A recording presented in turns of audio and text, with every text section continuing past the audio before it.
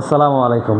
সুপ্রিয় দর্শক মণ্ডলী, আপনারা নিশ্চয়ই ভালো আছেন। এ টু জেড জব বিডির পক্ষ থেকে আপনাদের শুভেচ্ছা ও সালাম। আসসালামু আলাইকুম। আমাদের আজকের ইংরেজি ক্লাসের আমরা কিছু একটা ইম্পর্টেন্ট টপিকস শিখব, যে টপিক্সটা স্টুডেন্টদের জন্য খুবই গুরুত্বপূর্ণ এবং আমাদের যে সমস্ত বর্তমান সময়ে যে সমস্ত শিক্ষক মণ্ডলী বা স্টুডেন্টরা একটা বিষয় শেখে তার ব্যতিক্রমী একটা রূপ আজকে আমি দেখাবো।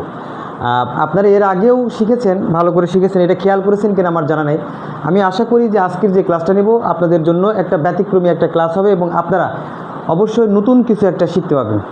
তো চলুন আমরা দেখি আমাদের আজকের টপিক্সে কী আছে। আমরা বোর্ডে দেখতে পাচ্ছি যে ইফ এর ব্যবহার।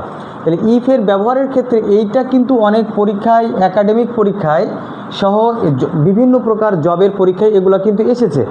তো সেই ক্ষেত্রে আমরা যখন একটা অপশন পাই, প্রশ্ন দেখতে পাই, দেখবেন ভালো করে খেয়াল করবেন যে if you be a minister, অর্থাৎ এইখানে অপশন থাকবে বি এর এখানে কি আমরা বসাবো। অপশন এরকম থাকতে পারে, মনে করেন যে এ নম্বরে থাকলো ইজ, বি নম্বরে থাকলো আর, তারপরে সি নম্বরে থাকলো ওয়াজ, তারপরে ডি নম্বরে থাকলো ওয়ার। তো স্বভাবতই আমাদের শিক্ষক মণ্ডলীরা যে জিনিসটা শেখায় যে ইফ এরপরে ইউ এবং বি যদি থাকে তাহলে অবশ্যই আপনারা উত্তরটা মারবেন ডি নম্বর, অর্থাৎ ওয়ার হবে। ইফের পরে ওয়ার হবে।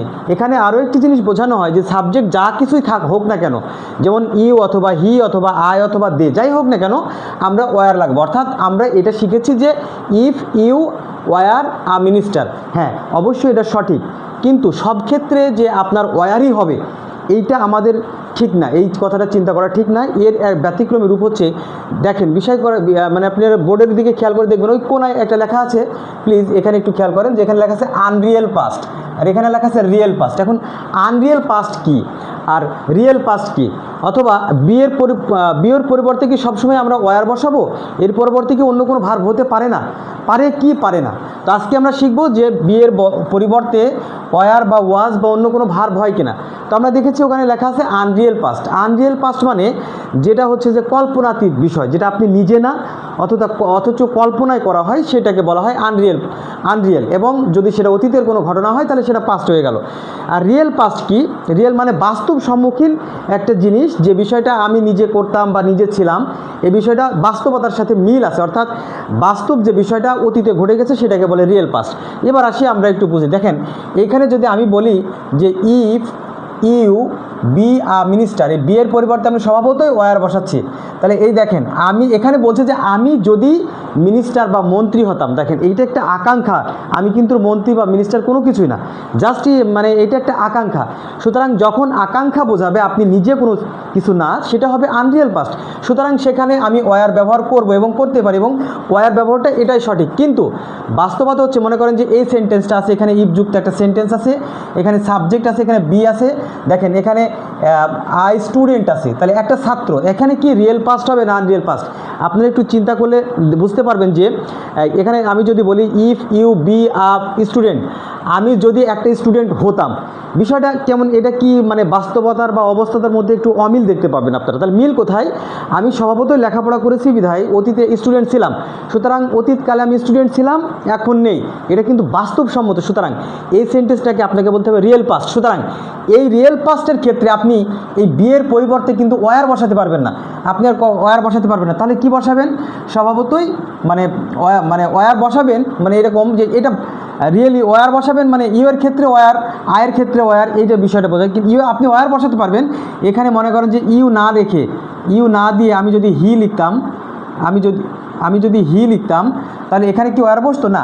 এখানে অবশ্যই এখানে আপনাকে যদি এরকম অপশনে থাকবে ইজ, তারপরে বিয়ে থাকবে মনে করেন যে ওয়ার, তারপরে সিতে থাকবে ওয়াজ, তারপরে ডিতে থাকবে মনে করেন যে এম। তাহলে আমরা স্বভাবতই যেহেতু পাস্টে আমি একটা জিনিস বাস্তবে ছিলাম, এটাকে বলা হবে রিয়েল পাস্ট। সুতরাং এই বিয়ের পরিবর্তে আমরা ওয়াজ ব্যবহার করব, এটা কখনোই ওয়ার ব্যবহার করব না। কেন? এটা হচ্ছে যে রিয়েল পাস্ট। আর যদি আনরিয়েল পাস্ট হয়, অর্থাৎ কল্পনার মতো কোনো জিনিস একটা বাক্য হয়, তাহলে সেই ক্ষেত্রে আমরা সব ক্ষেত্রে সেটা আমরা ওয়ার ব্যবহার করব। দেখেন নেক্সট বাক্যতে আমরা যখন দেখব, এখানে ইফ আছে, এখানে আই আছে, তো আয়ের পরে স্বভাবতই আর বসে এবং ওয়াজও বসে। এই যে if I be a child again. দেখেন আমি যদি আবার শিশু হতে পারতাম, এই বাক্যটাকে আমাকে বুঝে নিতে হবে এটা কি রিয়েল পাস্ট নাকি আনরিয়েল পাস্ট। দেখেন আমি এত বড় হয়ে গেছে, আমার পক্ষে কি আবার সেই ছোট যুগে যাওয়া সম্ভব, বা আমার কি আবার ওই বাচ্চা হওয়া সম্ভব? সুতরাং আমি চাইল্ড কিন্তু আবার হতে পারবো না। সুতরাং এইটা হচ্ছে একটা কল্পনার মতন, এই বাক্যটা হবে আপনার আনরিয়েল পাস্ট। সুতরাং এই আনরিয়েল পাস্ট বাক্যে সাবজেক্ট যাই হোক না কেন আপনারা অবশ্যই চোখ বুঝে ওয়ার বসাবেন। এটা সত্য, যেমন ধ্রুব সত্য। কিন্তু যদি বাক্যটা পরেরটা দেখেন, if I be are teacher, ধরুন এই বাক্যটা লেখা আছে যে আমি যদি টিচার হতাম, ব্যাপারটা এরকম যদি আমার আকাঙ্ক্ষায় থাকে তাহলে আমি অবশ্যই আয়ের পরে ওয়ার বসাবো। কিন্তু আমি যদি অতীতে টিচার ছিলাম, এখন টিচার নেই, অন্য কাজে নিযুক্ত আছে, সুতরাং সেই ক্ষেত্রে আমি আয়ের পরে ওয়াজ বসাতে পারবো। তাহলে আমি আপনাদের বোঝাতে যাচ্ছি, দেখেন এখানে আরেকটি বাক্য আছে যে if he be a king, সে যদি রাজা হতো, তাহলে এটা হচ্ছে যে কল্পনাতীত একটা ব্যাপার এবং আকাঙ্ক্ষার একটা বিষয়। এবং এই যে রাজা হতো এটা হচ্ছে যে আকাঙ্ক্ষিত একটা আনরিয়েল পাস্ট বিধায় এখানে হি এর পরে আমরা ওয়াজ না বসিয়ে সরাসরি ওয়ার চলে যাব। তাহলে আমরা কি বুঝলাম যে, এবং এই বাক্যটা আরেকটি জিনিস বলতে চাই যে ইফ যুক্ত এই যে এই বাক্যটা অবশ্যই যখন ওয়ার হবে সেই বাক্যটা হবে আপনার এক্সক্লেমেটরি সেন্টেন্স হবে। এই বিষয়টা আপনারা একটু খেয়াল করবেন, আপনারা খেয়াল করেন কিনা জানি না, তো এক্সক্লেমেটরি বাক্য হবে। সুতরাং এই যে যেটা আনরিয়েল পাস্ট বাক্য সেটা হবে এক্সক্লেমেটরি বাক্য, আর যেটা রিয়েল পাস্ট বাক্য সেটা হবে অ্যাসার্টিভ বাক্য বা স্টেটমেন্ট থাকবে। হ্যাঁ, সুতরাং এইটা হবে অ্যাসার্টিভ বাক্য। তাহলে আমরা কি বুঝলাম যে ইফ যুক্ত বাক্য থেকে আমরা এরপরে যে কোনো সাবজেক্ট থাকলে আমরা যে শিক্ষাটা পাই বা শিক্ষাটা দিয়ে থাকি যে এরপরে অবশ্যই মুখস্থ ওয়ার বসাবেন, এই কথাটা সব ক্ষেত্রে প্রযোজ্য না। এই কথাটা তখনই প্রযোজ্য যদি বাক্যটা আনরিয়েল পাস্ট হয়, তাহলে সাবজেক্ট যা কিছুই থাকুক না কেন ওয়ার বসাবো। আর যদি বাক্যটা রিয়েল পাস্ট হয় তাহলে সাবজেক্ট অনুসারে আমরা ভাবটা বসাবো, অর্থাৎ ইউ থাকলে ওয়ার, আই থাকলে ওয়াজ, হি থাকলে ওয়াজ, দে থাকলে ওয়ার, উই থাকলে ওয়ার, এরকম। ধন্যবাদ সবাইকে। The class is over for the day. See you. Thank you. আসসালামু আলাইকুম রহমতুল্লাহি ওয়া বারাকাতুহু।